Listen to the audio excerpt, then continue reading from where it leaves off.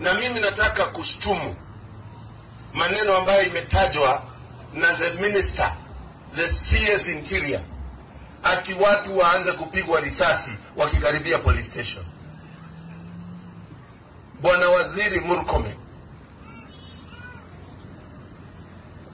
you don't deserve to be the Minister of Interior if you can say people can be shot by guns that are supposed to be protecting them.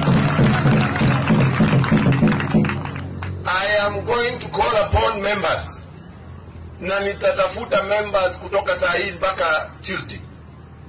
We need to start an impeachment motion ya Kipchumba Murkomen kwa kusema atapiga watu risasi.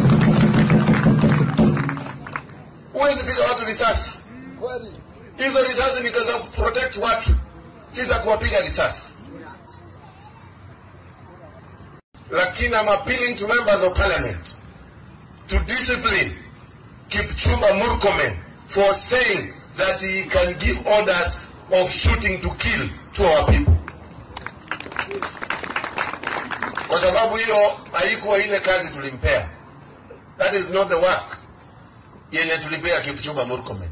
Sasa Mungu ameweka mambo katika mind ya Murkomen, ambao akakuja akasema yale ambao wamekuwa wakifanya. Akasema kuanzia sasa hivi ametoa idhini polisi wakuwe wanapiga risasi kijana yote anakaribia police station.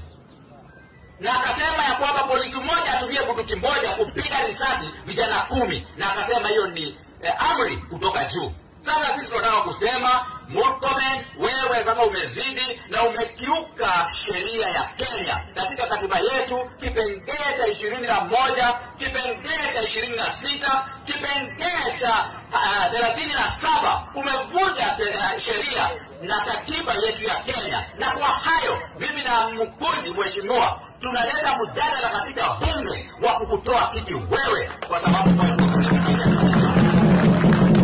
hatuwezi kukubalia wewe uue vijana